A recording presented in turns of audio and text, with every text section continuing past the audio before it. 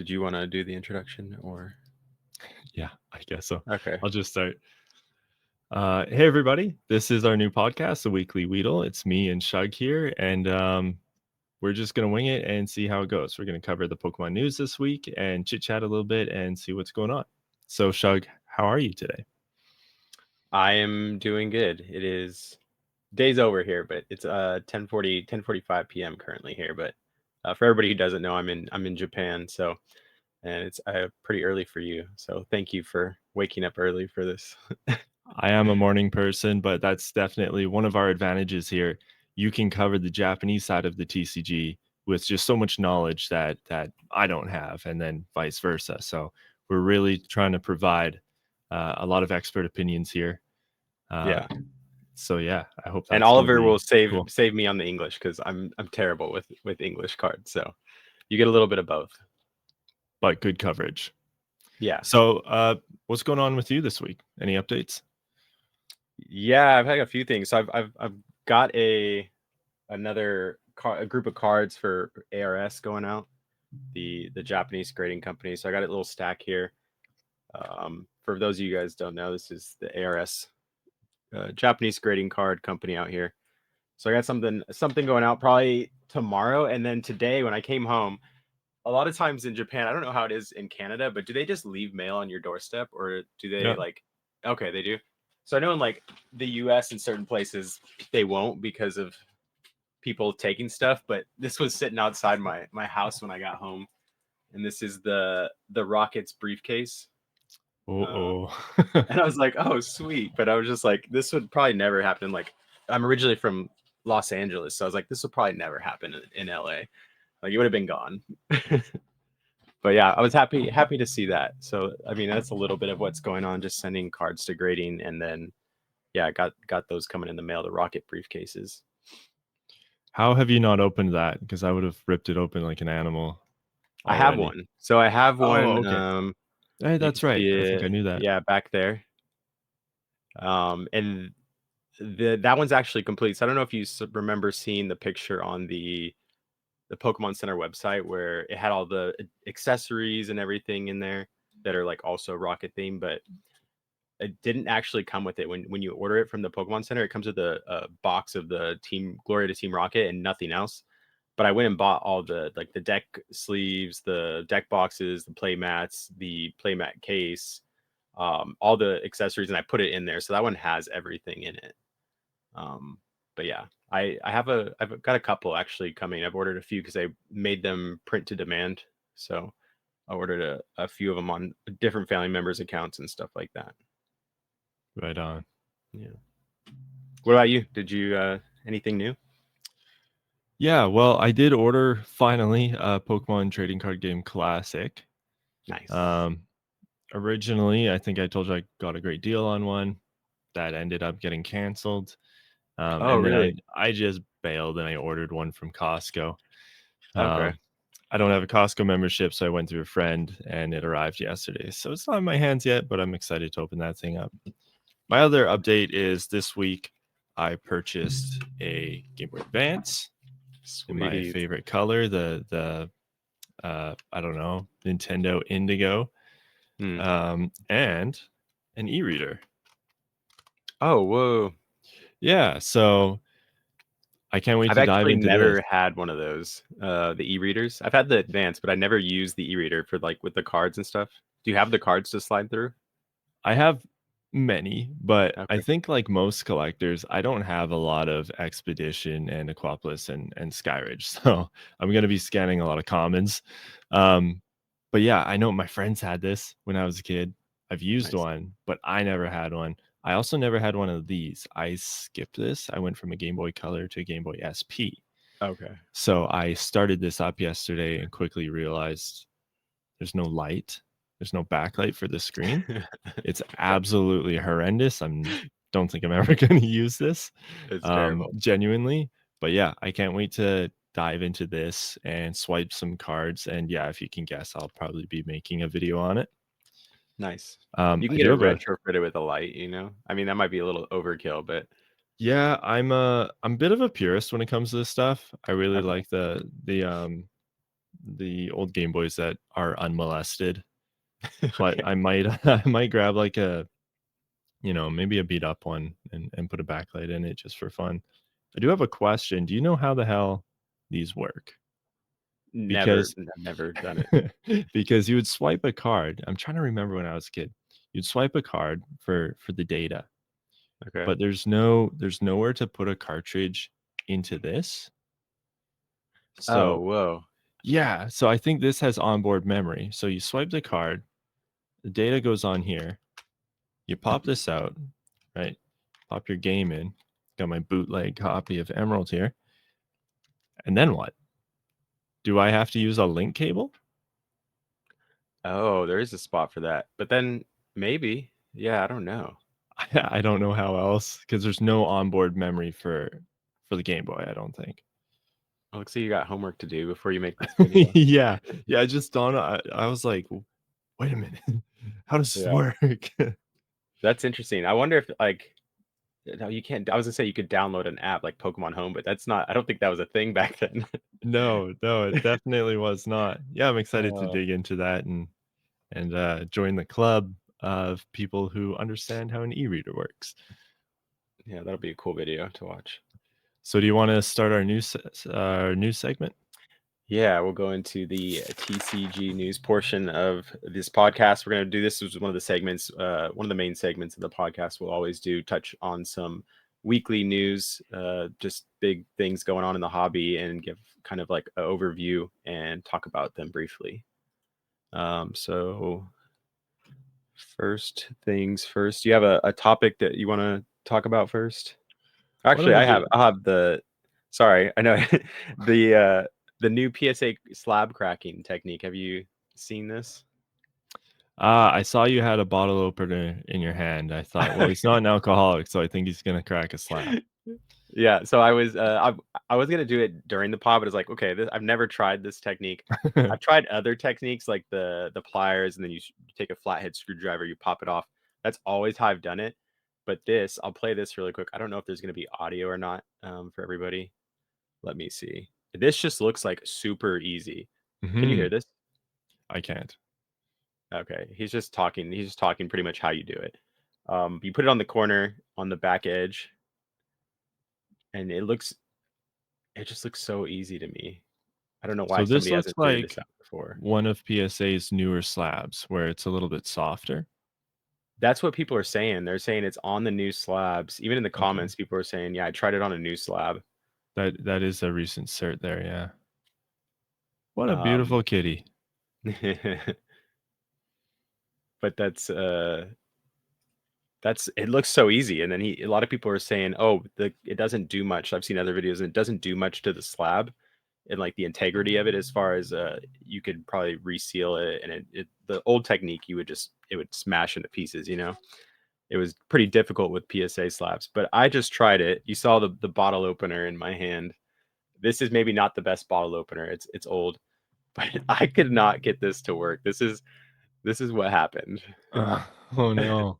It was a PSA 8, so I didn't really care. I don't know what's wrong with the card, but I was gonna send it in back into grading, and yeah, it wasn't as easy as this guy made it look and other videos made it look. So I don't know. Interesting though that if it is this easy, kind of scary what people could do with that. Well, I recently published a short on my channel where I open up a PSA slab with my fingers. Oh, So, really? it hurt. I It was gonna hurt say my I've tried it fingertips, and it but, hurt. yeah, it's definitely possible to open up a PSA slab, get the card out, and just reseal it. And it didn't like Um, crack or anything when you did it with your hands, or it didn't mess it up at you all. know what? I got a small crack on the side, very Okay. small, very hard to see. Uh, Mm. but I was also kinda was kinda nervous, and I was trying to be quick for the video. If you take your time, you can definitely swap a card out in a slab, put a drop of super glue in there so it's nice and sturdy after, and nobody would know. And I think Mm. there's because there's such an influx of newbies to the hobby right now, which is fantastic. Welcome if you're new. Uh, this isn't new. Like, Resealing PSA slabs has been around as long as I can remember. It's Yeah. definitely not a new thing. I don't think it was that common. It might be now. I don't know. It's just it's really scary. And PSA slabs, they have a QR code on the back. If you scan that, it'll take you to the scan they take at PSA. So if you are purchasing a slab or maybe you're suspicious, make sure you scan that QR code and compare the card on the scan to the card in your hand. Check the centering, check the hollow pattern. If it looks identical, you're probably okay. Yeah, I would agree. And then always looking for like reputable sellers is like a great way to buy stuff, in my opinion. If it unless it's like something super rare and it's hard to find, but like I would say with something that's so mass produced and you can get it from somewhere else, just find people that are reputable and that'll be like your best bet, honestly, I feel like. Yeah, if you find something like the Van Gogh Pikachu and the price is lower than everyone else, Yeah, maybe not the best. yeah, maybe just go, pay what everyone else is paying. Yeah. I've actually when I remember when I first came in, I did that. I can't remember the exact card, but I was like, "Oh, it's such a great deal." And I just kind of FOMO clicked on it. It was the Shining Charizard. I think it's the Shining Charizard from Neo Revelation, the one where he's like like flying the back of him. Wow. Okay. Yeah. And it was like a ridiculous like price. I should have even then known better. Even though I was new, it was like a couple months into the hobby, and I was like showed somebody on Discord, and they're like, "Dude, that's fake." And then I was like, "Ah." I ended up Did getting it my money have the back. rainbow foil? No, it was just terrible. And looking back on it, I wish I could find it, the picture of it. It was obviously a fake, but I was like brand new to the hobby. I was like, I'm gonna get such a great deal. I need to buy it now before somebody else does. And yeah, I was like, never. I learned my lesson. But yeah, be careful, guys. What do you want to talk about? What do we got next on the agenda? Click on something. Oh, this is a good Yes. one. Yes, the Misaki Gengar. So for those who don't know, these are rare Japanese promos. Um, and the PSA 10 pop is very low. It's hard to get a 10 on these because of the way they came in the mail. They were sort of pressed in on the corner to fasten them into the envelope.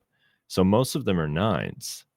And this is the world's only pristine 10 that sold for an eye-watering 46,800, which is I mean, record setting is an understatement. This is an insane price for the Misaki Gengar. Yeah, I think the last PSA 10, I don't know what I can't remember. It was a while ago. I had a buddy who sold. I think it was like 12 or 15 that he sold it for. Um, but I don't know how accurate that it is now or where it's at now. But That is 46. low for today's market. Oh, is it okay? What are they closer to now? The PSA 10s? I know I'm not sure about the 10s off the top of my head, but I was watching nines last week. A friend of mine purchased a nine. Congrats to him. Um, and they are somewhere between 7 and 8,000 USD. Whoa, Yeah, so I imagine a 10's gonna be, I don't double know, what it we could is. check. It might be in the like 15 plus Yeah, range. yeah, it's probably double for sure. Um, I honestly, as much as this is like a really high price, this is like one of my favorite Gengar cards, and I just because of how it was obtained, where you had to like send in was it a vending card or no, it was any card, right? Mhm. You had to send in any card and then like the trade please or something, and you would It get was, this Bill's PC, I Bill's believe, PC, the something vending like one that, yeah. or Yeah. something. Yeah. Yeah, and then you would get this in the mail, and yeah, just that the conditional rarity and just really really cool Gengar card. I like it.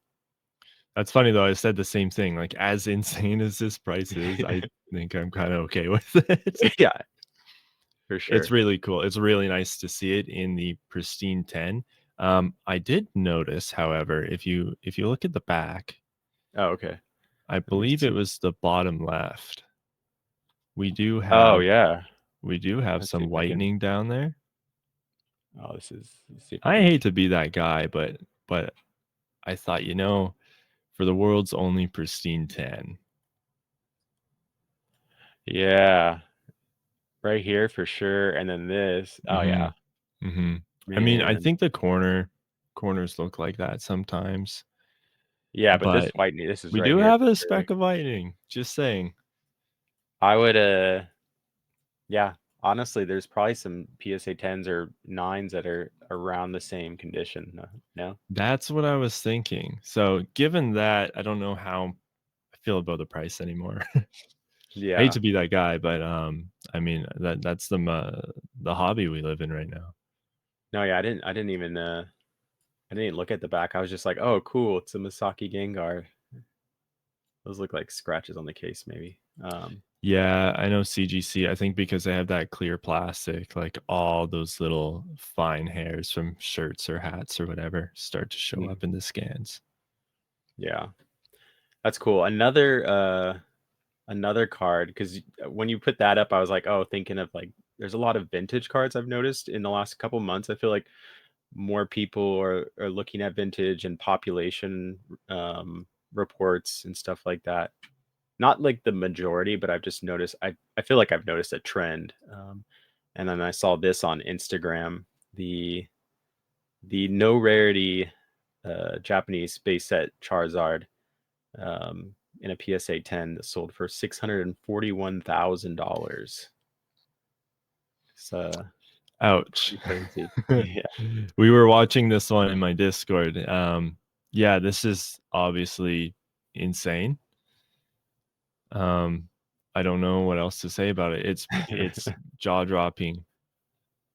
Yeah, this is a I didn't look at like the pictures or anything. I don't This is just the fine card. I don't think it has pictures of the back on it or anything, but I would love to own one of these cards. I had a chance back in the day to buy some pretty damaged ones, but they were like 300. Now like a damaged one is like $1,500 or something. And it's really, really bad. It's a PSA like point 0.5, like if there was a point 0.5 or a 0. Um, but I like it. I think that I don't know if is this like the most expensive card now besides the Illustrator, Mm, like record sale for Pokemon? I think it might be. There have been some recent auctions, that have gone for more, but it's been multiple Oh, cards. really? Okay, yeah, like the trophies or something, 1997 trophies Yeah, or yeah, yeah. okay. Yeah, that's cool. Just yeah, another vintage card going for an insane amount of money. I do like that this, in my opinion, this card is much better in every way than the first edition Charizard. I And agree. I'm glad that it sort of reclaimed its throne as the Charizard. But yeah, that is an eye-watering amount. Yeah, I think it's like top 10 in a PSA 10, which is like a 10% of the first edition population of 10s. Mhm. So I guess it kind of makes sense the price. And like you said, it's kind of reclaimed that throne. But yeah, Beautiful. I agree. Maybe one day. Probably not. I'm just gonna go in order of the tabs on the screen. You brought up lenticular cards. This is not the one you brought up, but this is one that came out too. The jumbo Maybe lenticular. 2 months ago this came out? Yeah, something like that. Yeah, this was very cool. I have one. Oh, do you? I Yeah, I'm a big fan of the lenticular jumbos. I think they're awesome. I thought this was kinda gonna be a one-off thing. Um, but They're yeah, they amazing. recently announced the lenticular Kangaskhan as well as a Latios box, but Oh, I did see that too. I haven't seen an image for that one yet, but yeah, we're getting 2 more lenticular jumbos, coming up pretty soon. It's just the jumbo that's lenticular, not the standard size card.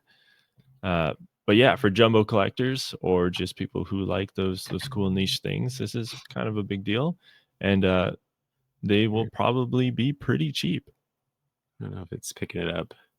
Um, yeah, it's kind of teased me. I've always liked this lenticular Deoxys, and when somebody said a lenticular Charizard card is coming, I was like, oh, I've been waiting for a lenticular card. And then it was, I don't know, I'm not a jumbo collector, so I was kind of like, oh, when it wasn't like a normal size card, but it's still really cool. And I think maybe one day they'll come out with lenticular regular size cards. I think the reason they may have not is because of maybe the difficulty to produce like mass quantity lenticular cards. It's just like a lot more material and quality checks and probably just time. I'm assuming that's the reason, but who They're knows? probably expensive to manufacture. They're also very fragile. Like those Deoxys get scratched so easily. Yeah. I'm How could sure you there's a not lot like of want to have like a temptation to like run your you fingernail want to across yeah, you want to scratch with your fingernail too. to make that little zippy noise? Yeah, but uh, for those of us who do collect jumbos, these are going to be cheap because most people don't. It could be a fun little thing to pick up on eBay. yeah. All right, we got our next little piece of fun here. This sold for 600 USD. Allegedly. Sometimes these sales are fake. Yeah. Sometimes they don't pay. Sometimes it's shill bidding. I have a gut feeling this is probably a legitimate transaction, unfortunately. And this is not out yet, right? This is the one that This doesn't come out for over a month. yeah, that's it's This is stolen crazy property. early for sure. Um, Um it's a mass-produced promo. yeah, maybe that's why it's 600. I was thinking originally like, oh, 600 for Charizard that's out a month and a half before everybody else, but because it's a promo, that's only like I would imagine it going for more if it wasn't a promo. But that's still yeah, that's crazy. I wonder what it's going to be at release. That'll be interesting to see. Yeah. So the box itself, this came from the Mega Charizard EX Ultra Premium Collection from Phantasmal Flames. Um, I'm not sure what it is USD, but I think I paid 140 Canadian for the box on Pokemon Center, which means Oh I think wow. it's around 110-ish USD. So we're talking like massive markup on this What does it sale. come with? So I think 16 booster packs, 5 of which are Phantasmal Flames, a deck box, a playmat, a coin, Oh, it's the probably UPC dice. you Yeah, said. Oh, yeah. that playmat is really cool. It is cool. It I is like it. cool. I think there's even I watch a lot of Japanese YouTube, and Japanese YouTubers are actually talking about it. And we don't get a lot of accessory products here in Japan. It's a lot of just booster boxes and then like starter decks. And I kind of like that, but there are some Japanese YouTubers that kind of have that reverse. Like it used to be where Japanese would get all these exclusive promos, and we still do. And English collectors would be like, "Oh, I want that. I want that. Why don't we get that?" And it's kind of like reversed. I noticed recently with all the cool accessory products that English gets, and people were saying that that playmat and all those accessories, because there's such a big player base in Japan, will probably go for money. They'll people from the like West will sell it to overseas to Japan. It looks really really cool. That's interesting. Probably the sleeves are big, I would imagine. Hmm. Yeah. Yeah. Sleeves, deck boxes, play mats, all that um, will be really popular over here.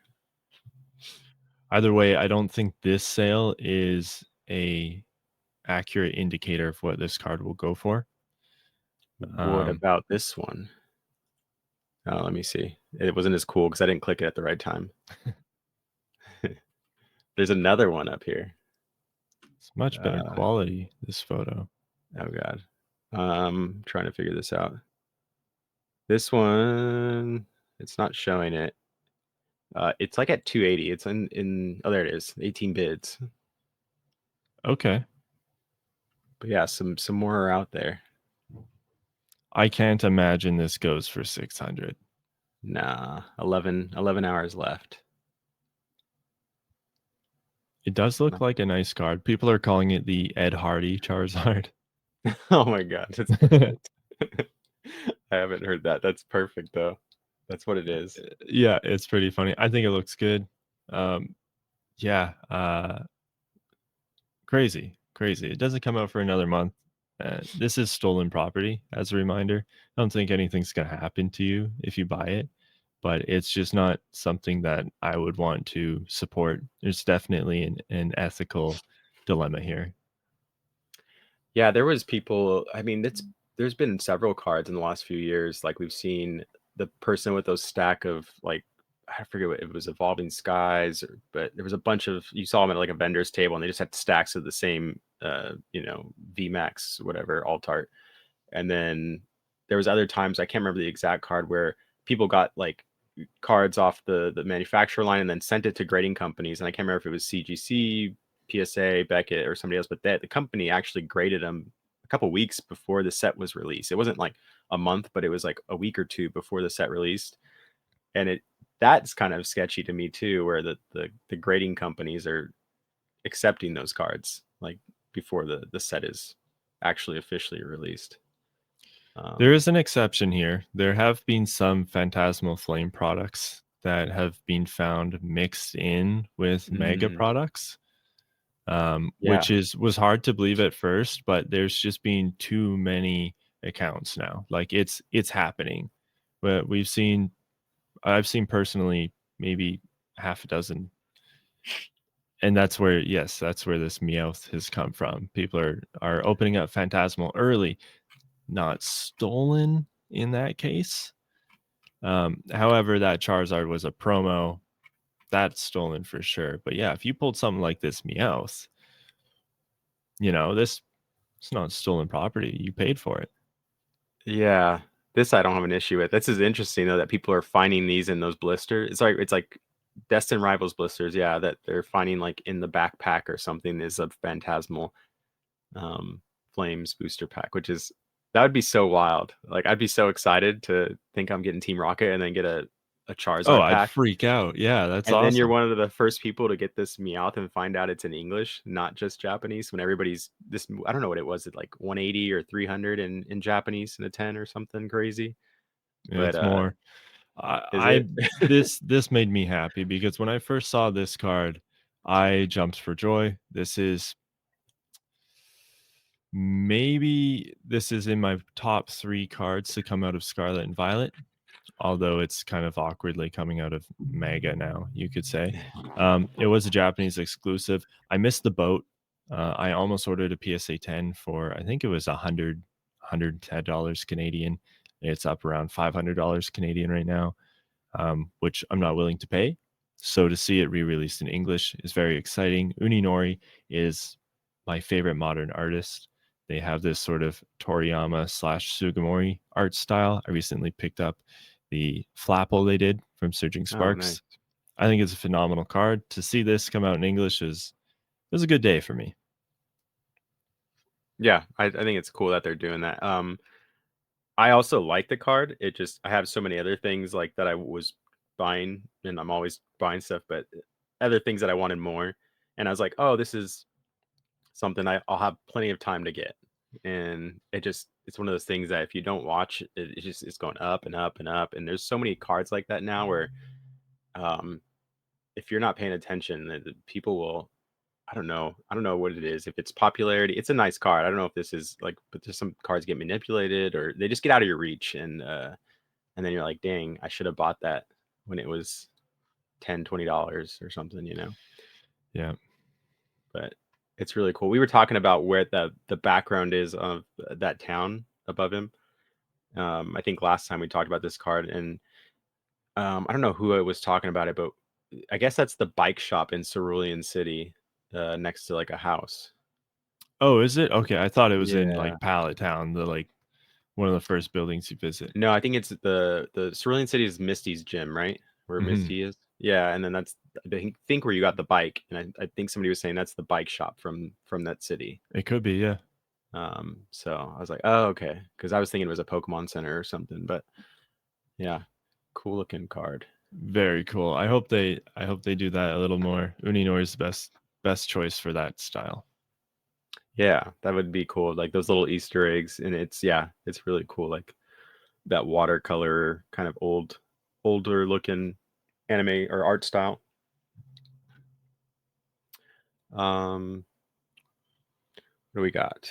We got a couple more things. I don't know if I missed some tabs here, but this is just a couple like quick updates on the Japanese boxes. These are the Pokemon Center boxes that everybody's talking about, the Fukuoka, Hiroshima, and the Tohoku one down here. The prices of them are in yen. I didn't think these boxes were going to be this expensive.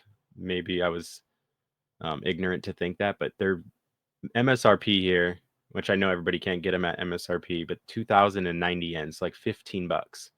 And they're going for 10 to 20 times depending on the box. They have gone down a bit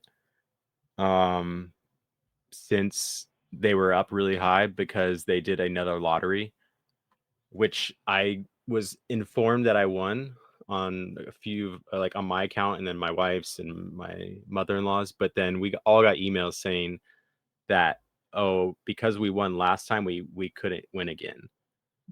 Which is fair. I think that's nice that they're doing that, but it was weird that they let us enter it and then told us we won, and then I was like, I don't know. It was kind of like bummed that I didn't. I got psyched out, but I think it's good that they're doing that. And then they're saying that because of that, because that happened with a lot, and they made an error that there's going to be a lot of extra stock because of the canceled ones. That they're going to do another lottery for these. So there's going to be more coming out. Just to give everybody a heads up that if you're thinking about buying these, I think you got some time. People like Japanese YouTubers that are watching these really closely are saying that they're probably going to go down a bit more, especially with the announcement of another lottery being done. So yeah, just an update for that. And then I don't know if you had anything to say on that, but they look beautiful, and 35,000 yen is about $230 USD, just for reference. yeah, Which is kind of crazy. for a $15 box. Mm-hmm. That's crazy. That's wild. I never thought that they would be like out the gate, just like, yeah, so much. I think this Fukuoka one was like $400 at one point, USD. And it's like for a $15 box, which is wild. And to me, like this, I don't know why this is the most popular because Latios and Latias aren't even in the card. You can see it right here. It's just Hey, Pikachu. yeah, They cut out they the did them Latios and dirty. Latias.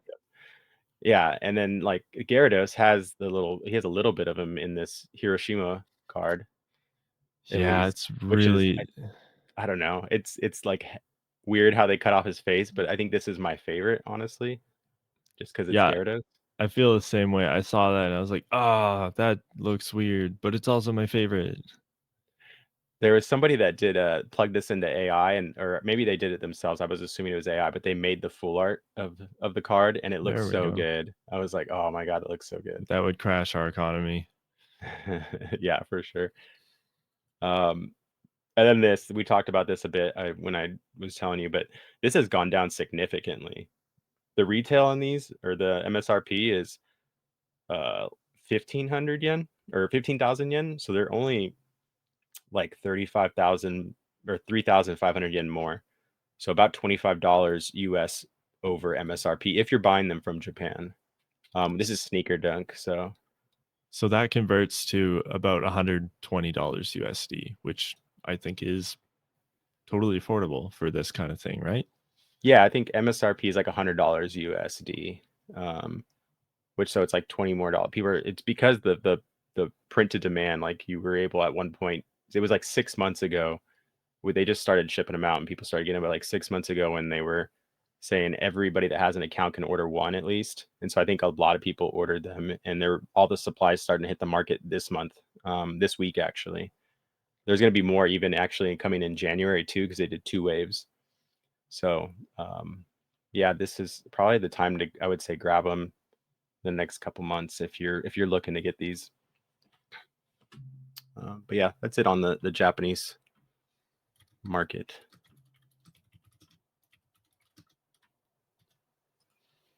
Do we have any other topics that we didn't cover over for basic TCG news stuff? I think that's everything on our list. We can move on to the deep dive segment if you want. Yeah, we got our deep dive topic. So this is one of our topics this week, one of the new things that pop up that we are dedicating a whole segment to. And we're going to deep dive a little bit, have a more in-depth discussion of this topic and kind of talk about the nuances and the impact it's going to have on the market. So this week we're choosing the new Whatnot regulation.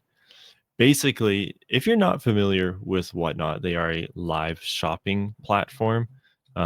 a lot like eBay Live, or not really familiar with any other competitors, but it's hugely successful in trading cards, especially Pokemon. However, Whatnot's been very frowned upon. They've gotten a poor reputation, I would say, from the market for mystery packs and basically like homemade lotteries. So what's been happening is anyone can sign up to Whatnot. You set up your phone on your desk and you can auction off your cards live, uh, which is pretty awesome. Actually, I've used Whatnot a lot. I, full disclosure, have worked with them in the past. They've sponsored my channel, um, but it only works really well in theory. What's been happening is people are free to basically make their own lottery on the app. We've seen a lot of games akin to carnival games on the app, lots of spin the wheel games, lots of lotteries, basically. And making your own lottery is illegal, but people do it anyway, and it's really left a sour taste in the Pokemon community's mouth.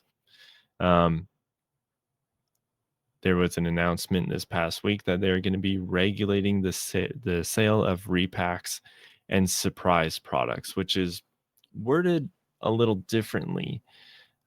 We don't know. It's still pretty vague. We don't know exactly what's going to happen, but it sounds like they are going to finally crack down on some of these lotteries on their platform. Yeah, it sounds really good. Like you said, in theory, it sounds like something that people have been asking for, because of, like you said, all the scams, and we see on, the channels like Rock Sandy and Opossum Bud and Rattle, where somebody's opening a pack, and this is maybe not the surprise part of it, but they're opening a pack for somebody, and then they hit a hit, and then they just go offline.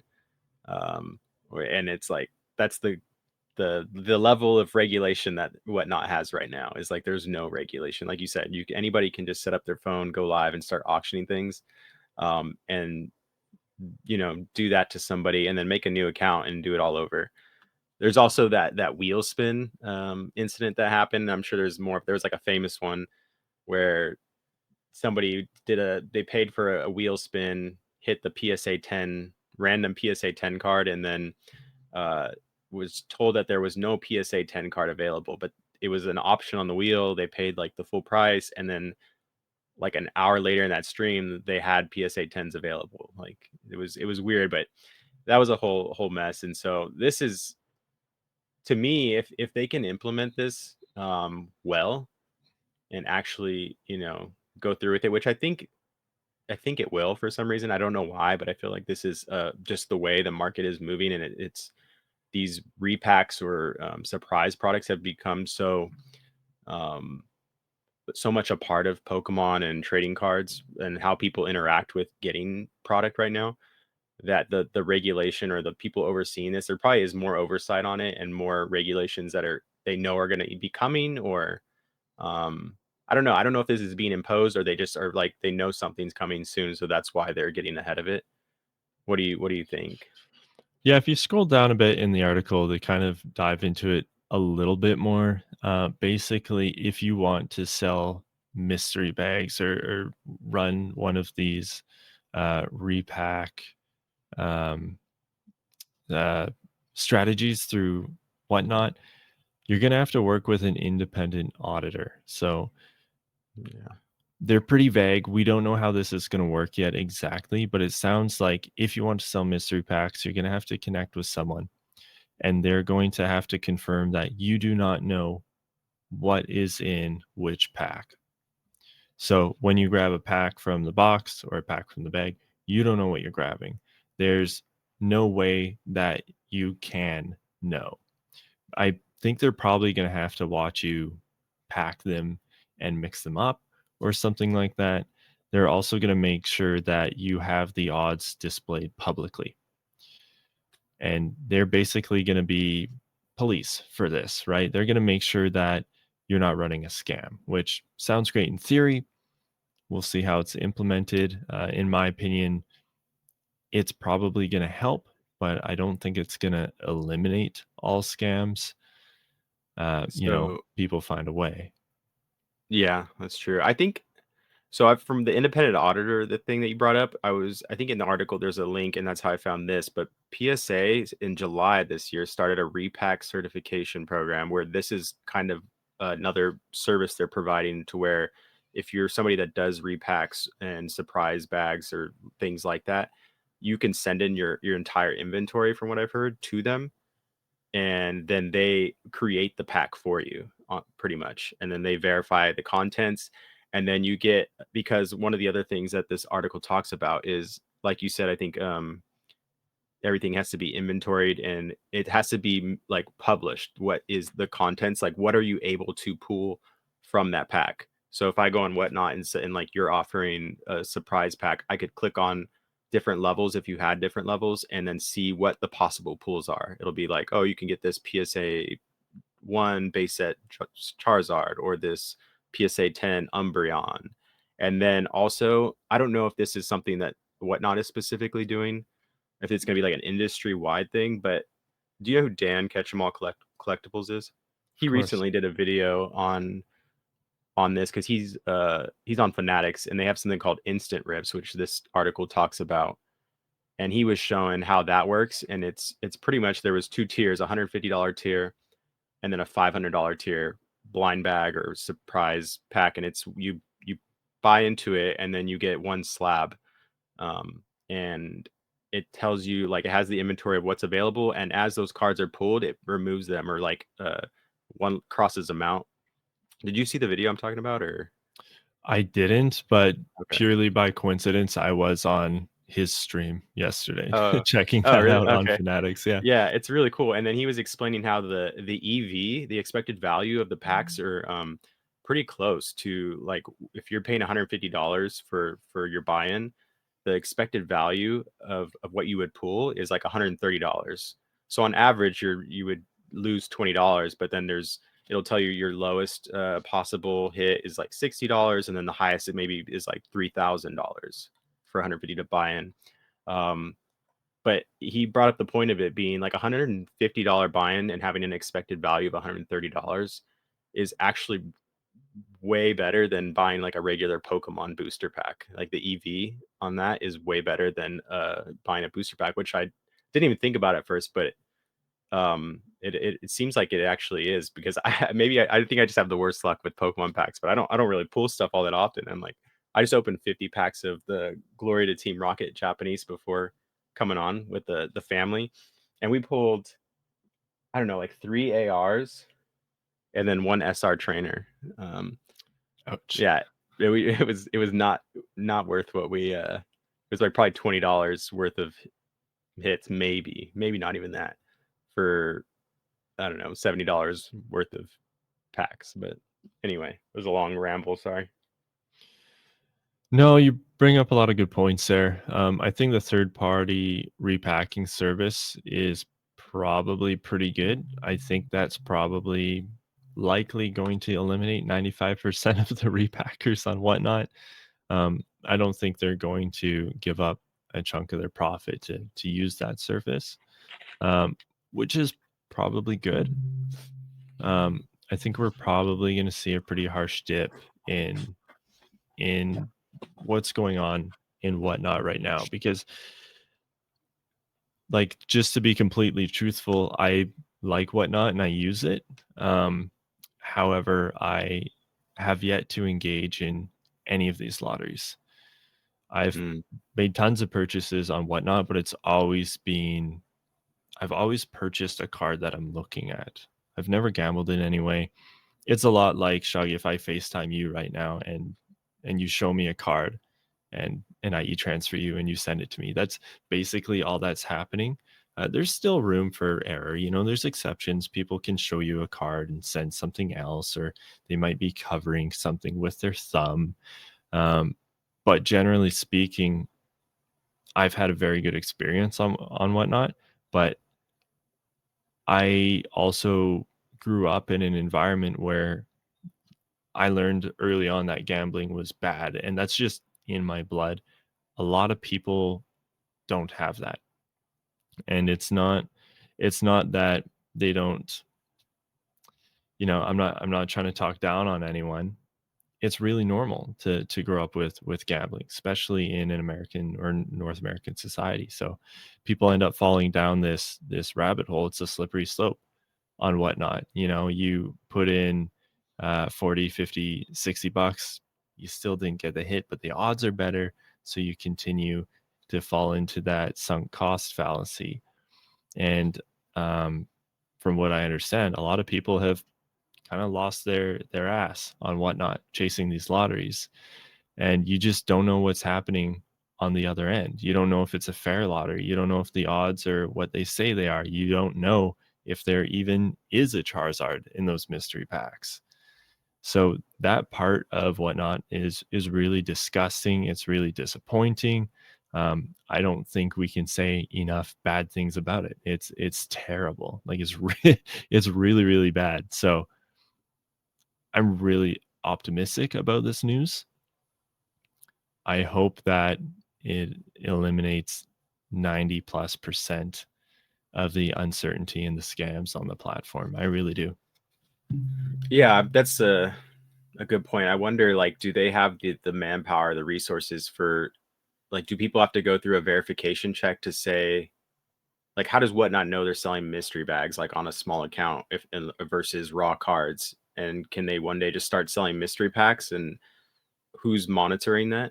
Because there's so many people, like you said, on Whatnot selling, and like, I wonder how well it's going to be implemented and enforced. There'll probably be some growing pains and um, time to get things, I guess, more efficient and set up the way they want. But it'll be interesting to see how it rolls out. It says November 3rd, right? November 3rd, it's supposed to go into effect. Yeah. That's a So good point you made. I don't know how they're going to know. because right now I think you're not even supposed to have a wheel, right? Like, but people are still doing wheels. That's what I heard, at least. I'm not sure if that's true, but I I don't thought know I had about heard a that, but while people ago. are doing wheels. Yeah. And They're doing so wheels. from what I understand, maybe this is wrong, but from what I understand is that, yeah, that was a rule, but they don't have like the manpower to enforce it because there's so many people on there. But or maybe they choose not to. I don't know. But yeah, it'll be interesting to see how well they enforce this rule, and that'll It really has probably determine the success of it. But the enforcement's going to be key, I think. Yeah.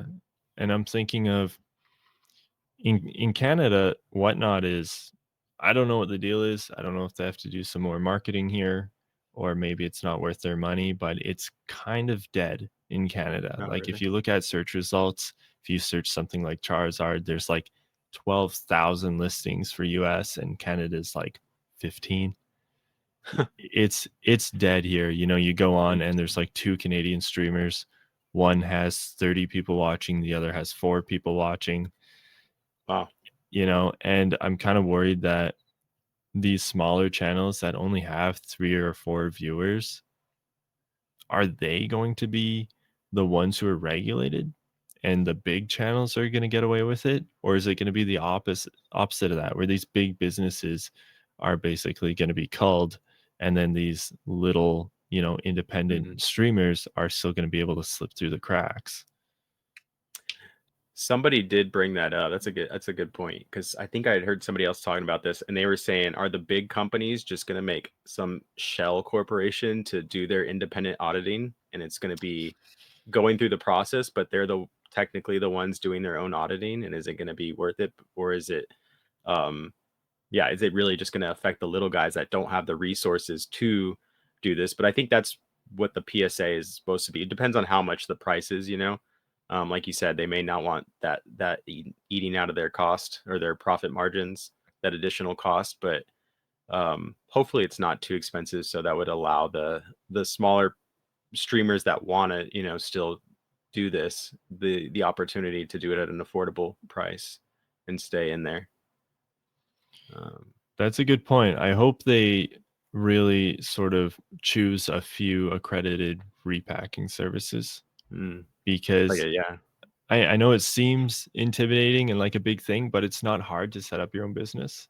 I can start a repacking business today, and you can send me your cards to repack, and I can just send them back to you with a wink. And, it's yeah. I hope they.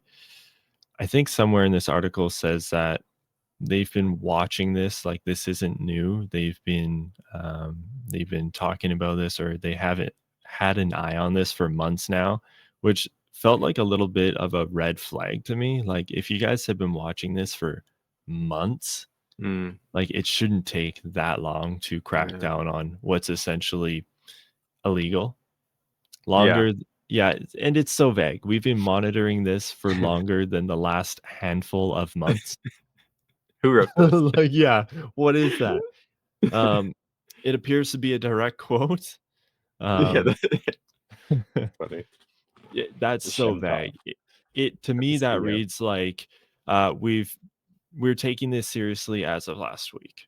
Mm, So I yeah, I like Whatnot. Everyone I worked with at Whatnot were incredibly kind and understanding, and really seem to be good and smart people. So I'm really hoping that that makes its way to the actual platform. yeah, I hope so too. I've never really used Whatnot, but I will say, like, we're talking about all the bad things that this is fixing, and because it's everywhere, but there's some good sellers. I have like a lot of friends that are on Whatnot doing like streaming and selling cards there, and they're pretty reputable people and decent people that are a good place to go get cards. So there are people out there. It's like anywhere, I guess, like buying from reputable sellers on eBay or anywhere else. Just buying from trusted people. They're everywhere, but there's also, like we said, the people that are going to take advantage. So hopefully this fixes that.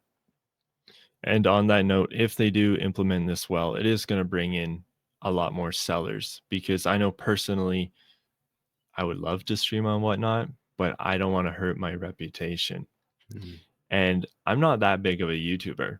There's people who have real businesses on the line that are supporting their family.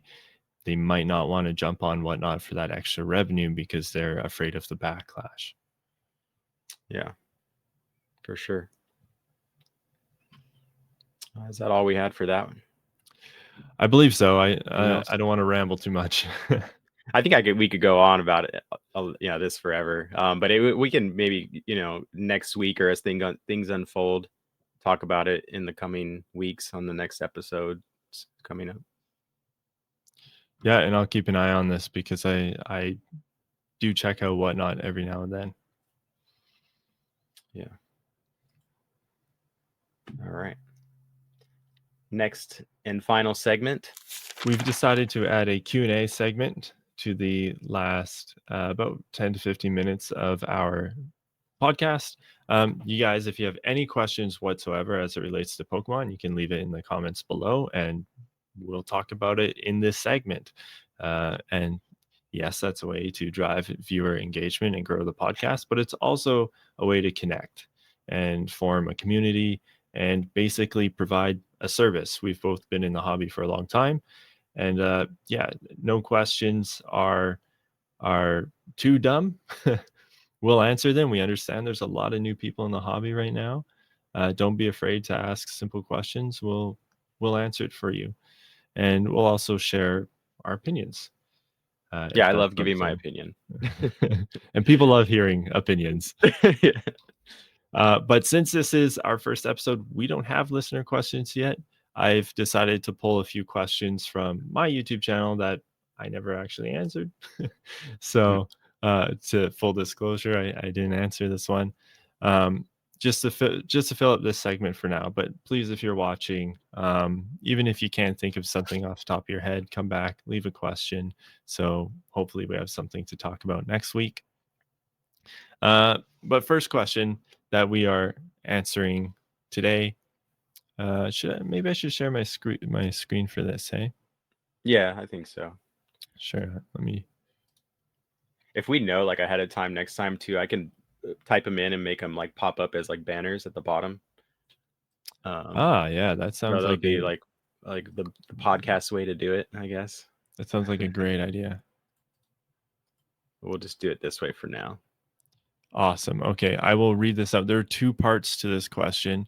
So I'm going to read out the first part, which I specialize in. Second one's going to be more for Shug. Probably super beginner questions. That's totally okay, but it may be worth a shot.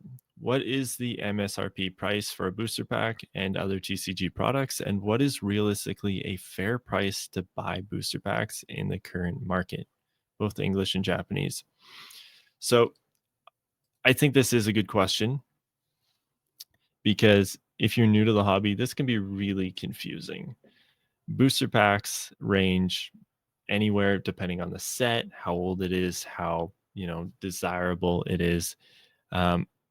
Really can go for anything, I guess. I mean, packs I've seen go for as low as $3-4 USD up to, I mean, obviously like thousands for like first edition base, or right now team up is like, I think it's $150 per booster pack, and that's really not that old. Yeah, MSRP sure. for me is the Pokemon Center price. So Pokemon Center is the website from Pokemon that sells Pokemon products. What they have posted is MSRP. Now, MSRP stands for manufactured suggested retail price. And the key word there is suggested. The factory produces Pokemon cards, and then they use distributors, which is a whole nother business, to, well, distribute the cards to brick and mortar shops. And this could be your local game shop, but it could also be Target and Walmart and GameStop. What a lot of people don't realize is that distributors are a middleman themselves. So between you and I and Pokemon cards, there's two middlemen that also need to make a cut. Distributors are free to set their own prices because, of course, this is a suggested price. And given the current boom in the hobby and the demand right now, we've seen that distributors are upping their price a little bit, which forces the big box as well as your local game shop to also increase their price. So just because Walmart or Target is asking a certain amount for a booster pack, that's not MSRP. Not anymore, anyway. What's a good price for a booster pack? That's a tough question to answer. It's very nuanced. Market value is what people go off of, but that's still not great. I would say a good price is what you're comfortable with. If you have a bit of experience opening Pokemon cards, this is gambling. If you open a pack, you're most likely not going to get your money back. So be aware of that. Check the Pokemon Center, see what that set was selling for. I believe, I don't know USD off the top of my head, but I think it's $4 to $5 for a booster pack. It's around MSRP. Here in Canada, it's $6 to $7 per booster pack. Right now, in this current economy and the tariffs and everything, the new normal in Canada is around $10 a booster pack. But we're seeing things like Pokemon 151, which is a couple years old, go for like $20 a booster pack right now. So it's a tough question to answer. Yeah, it's one of those ones where you don't want to give the whatever you're comfortable with, because it's the right answer, but nobody wants to hear that. Everybody wants to hear, I feel like, tell me what a good price is. They want a definitive answer, but I'm with you on it's whatever. It's so nuanced, like you said. It depends on that person's situation financially, and a bunch of other factors. That's right. It's kind of like if you were to ask me, "Hey, what's fair price for a car?" Yeah, That's people don't say that. That's a really, yeah. silly question. Is it a Toyota? Is it a pickup truck? Like, Yeah, who is he knows, getting right? to work? Yeah, there's so many different things like you could. Yeah. So, if you are not sure what to pay for a booster pack, I would say maybe don't pay. Maybe hang back a little bit and observe a little more. I will say, I know some people get kind of more analytical with the data, and they look at the set value and how much like the set is worth, like what pools they can profit from, and look at the total set value versus the pack price, and use that as like a factor to determine like is this pack more worth opening than this other set, because the expected value of opening this pack is maybe higher, the chances of getting my money back is maybe higher. Not saying it's going to be much higher, but I've known some people to do just to have fun with the numbers and see kind of the differences between sets. Um, I will say the MSRP is different. I know when you brought this question up before we started, I was like, oh, it's kind of like like not a dumb, I don't want to say dumb question, but it's like, oh, it's an easy question. Just Google MSRP, and then you kind of explain what you just did to me.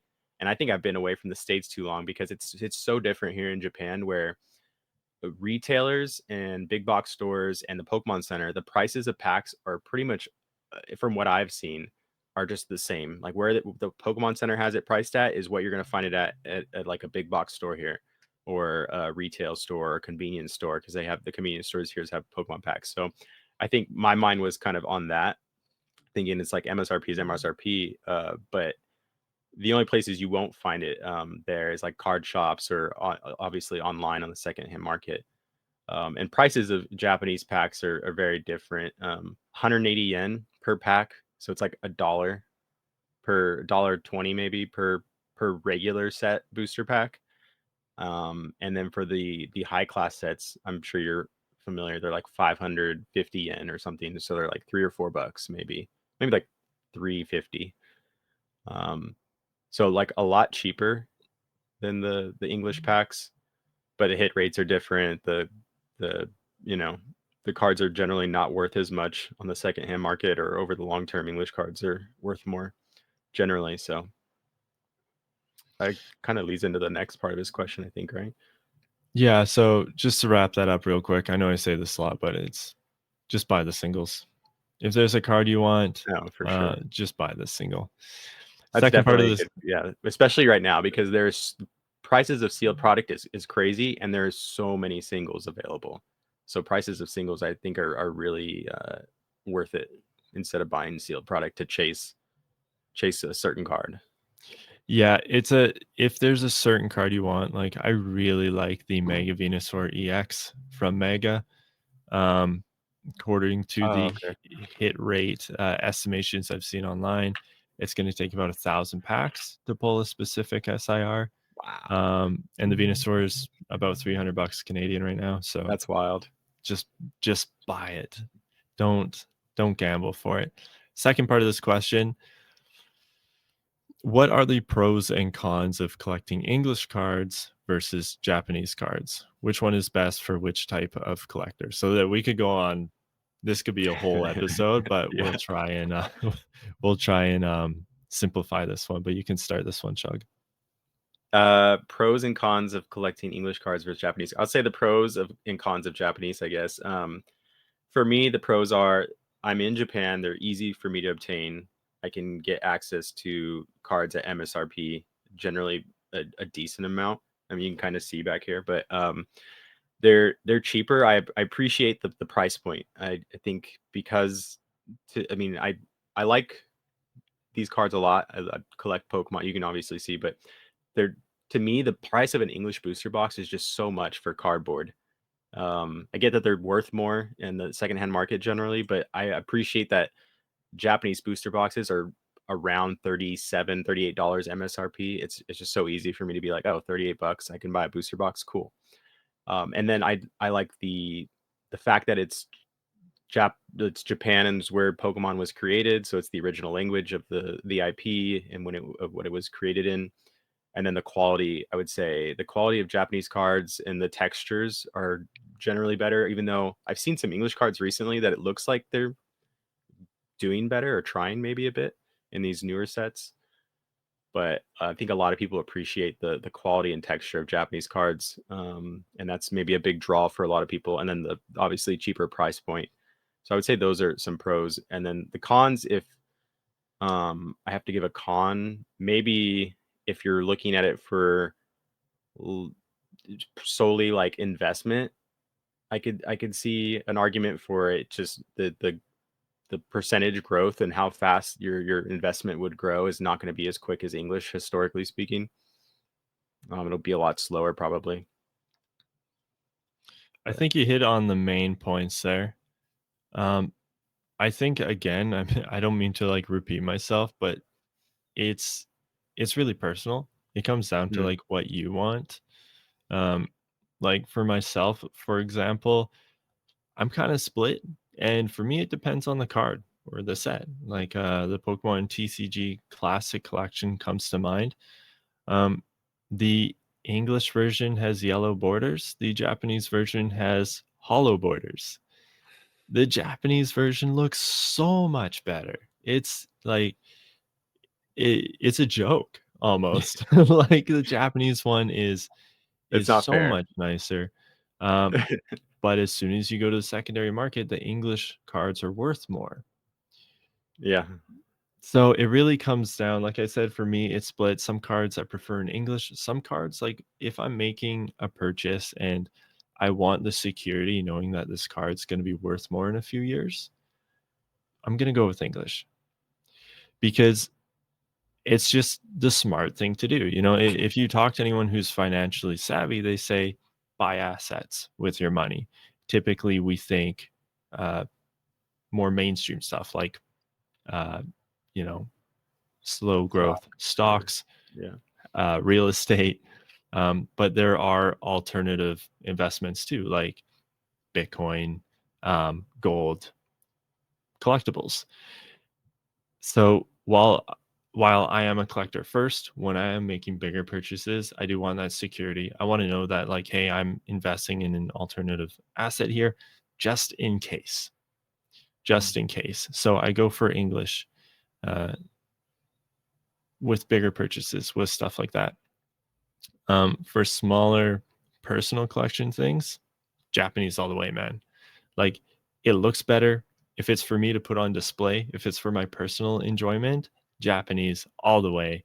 I think they look so much better with their original language on them. The quality is higher, like Shug already went over, and they're cheaper to buy. So, you know, Yeah, I some think that's a people, good point. Sorry, not to cut you off, but the if you're just like you said, collecting for your personal collection, the fact that they're so cheap is nice to you don't feel like guilty buying, cards. and on that note, you can branch out. I mean, Chinese cards, even cheaper. Yeah. Korean, Portuguese, Indonesian cards have some crazy stamps that don't exist in other languages. You know, like they got like a KFC stamp, they got a Pizza Hut stamp. I mean, if you're into that thing, um, yeah, it really comes down to personal preference. So I think in the hobby right now, a lot of people are kind of pushing like I have to collect English or I have to Yeah. collect Japanese, choose one or die. I don't think that's the scenario. I think you can blend both together. If you don't like having both languages in one binder, I get that. Um, but yeah, it comes down to personal preference for sure. But I think price is probably the big one. Price and quality are probably what you need to be weighing and what you need to ask yourself and reflect on the most. Yeah.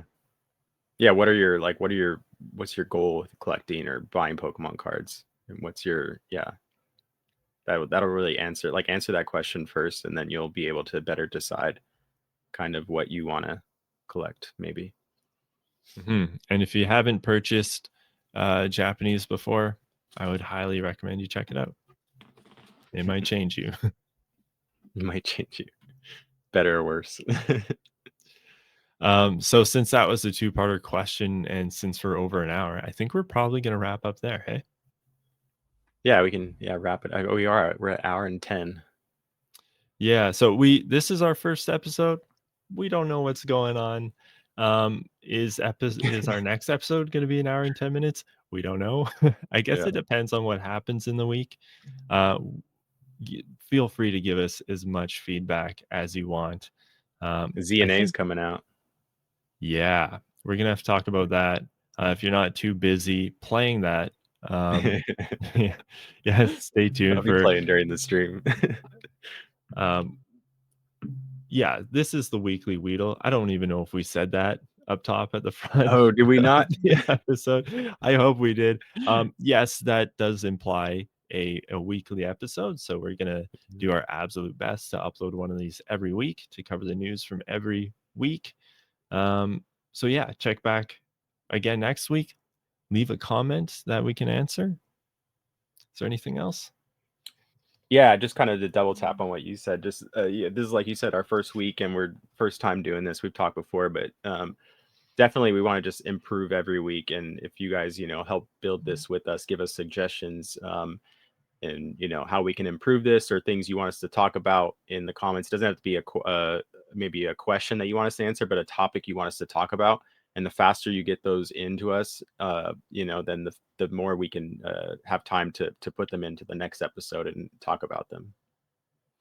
Yeah, yeah, that's right. If you drop a comment right away, we're gonna have more time to prep on that, and we're guaranteed to see it. Also, don't be shy. If you're watching this on mobile and it's too small, tell us. If the audio is not quite right, tell us. We're always open to that. Don't worry about it. Yeah, Yeah, thank you guys for watching, and I guess we'll see you guys next week. we'll see you next week, everyone. Thanks for watching. Peace.